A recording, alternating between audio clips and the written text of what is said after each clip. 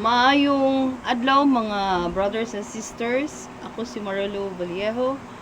Ug usa ko sa membro sa Divine Mercy diri sa among simbahan sa Lourdes Shrine diri sa Punta Princesa.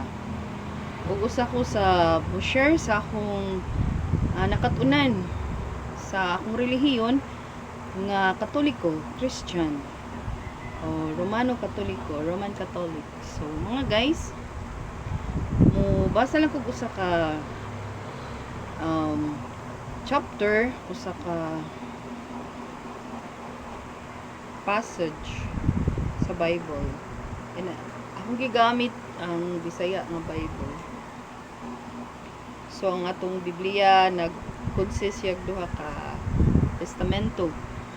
Ang karaan nga daan nga testamento ang bag-o. So ari ko mo kuha og usa sa mga chapter, usa sa mga parable sa atong Ginoo nga si Jesucristo sa bagong kasulatan o bagong kasabutan. Bagong kasabutan, yun siya. Muni ang Biblia. So, dili lang na ko kuanin, basta mo abli lang ko ipaklik og isa ka. So Marcos 13.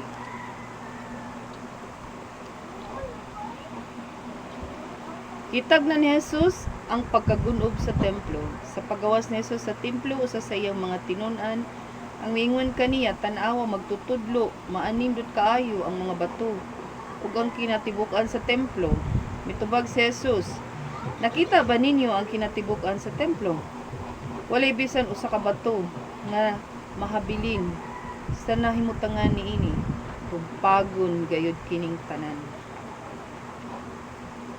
Mga kalistanan ug mga paglutos. Samtang si Jesus naglingkod dito sa bungtod sa mga Olebo nga atbang sa templo, gisekreto siya sa pagpangutana ni Pedro, ni Santiago, ni Juan ug ni Andres. Sila miingon, tug-ani kami. Kano sa kini mahitabo og unsay ilhanan nga kining mga butanga hapit na gayud matuman. Unya gisultihan sila ni Jesus. Pagbantay kamo nga walay maglimbong kaninyo. Kay daghang muanhi nga magdala sa akong ngalan ug mag-ingon, ako ang Mesiyas. Ug daghan ang malimbungan. Ug ayaw kamo kahadlok inig kadungog ninyo ug mga balita mahitungod sa mga buhat sa duol ug sa layong mga dapit mahitabo gayud. Kining mga butanga apan dili pa kini mao ang katapusan, makigubat ang usa ka nasod batok sa laing nasod, ang usa ka gingharian batok sa laing gingharian, maglinog sa nagkalain-laing dapit ug may kagutom usab. Apan kining mga butanga sinugdanan pa lamang sama sa unang mga kasakit sa pagpanganak. Kusa pagbantay kamo kay panakpon kamo sa mga tawo ug dadon ngadto sa hukmanan. Pamunalan kamo sulod sa mga sinaguga ug moatubang kamo sa mga pangulo ug sa mga hari tungod kanako aron pagsulti kanila sa maayong balita. Apan kinahanglan iwali una ang maayong balita ngadto sa tanang katawhan. Ug sa panahon nga dakpon kamo nila ug dadon ngadto sa hukmanan, ayaw kamo kabalaka. Kung unsay angay ninyong isulti ni anang higayuna, isulti ang angay ninyong isulti, kay ang mga pulong nga inyong isulti dili man inyo, kun dili iya sa Espiritu Santo. Itugyan sa mga tawang ilang kaugalingong mga igsoon aron patyon, ug mausab kini ang buhaton sa mga amahan ngadto sa ilang mga anak, makigbatok uban usab ang mga anak sa ilang mga ginikanan ug ipapatay sila sa mga anak. Ug dungtan kamo sa tanang tawo tungod kanako, apan kadtong lahutay hangtod sa katapusan, maluwas gayud. So sa ako ang nasabtan sa akong gibasa sa chapter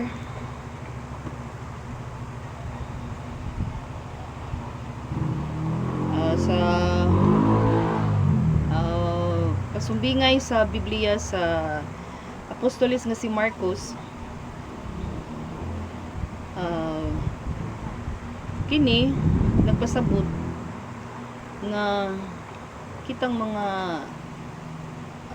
ang gitawag nato kanang magwawali ba. So preacher, usa ko sa preacher sa Ginoo, magwawali sa Ginoo sa akong pagka Kristiyano. Daghan ang mga gipili sa Ginoo nga mo sunod sa iya ha, pero daghang gitawag pero gamay ra ang napili. So sa ako ang bahin, usa ko sa napili sa Ginoo sa pagwali sa iyang mga sa iyang mga nabuhat ug sa iyang mga sa iyang pagka-Diyos. Kay sa akong nasabtanan niya akong gibasa, dili sayon nga mahimo kang magwawali. Kay ang tanang tao di mo tuon nimo. So magbase kini sa imuhang dignidad. Ug sa kamatuoran, ang tao biya usa siya ka makasasala. Pero magbase biya ang iyang mga gipang istorya, gikan junas kasing-kasing bisag mag-ingon pa kag kanang namakak siya o nakaingon kag false na ay mga tao nga magpakaroon ingnon ba, mga dili tinuod nga mga propeta.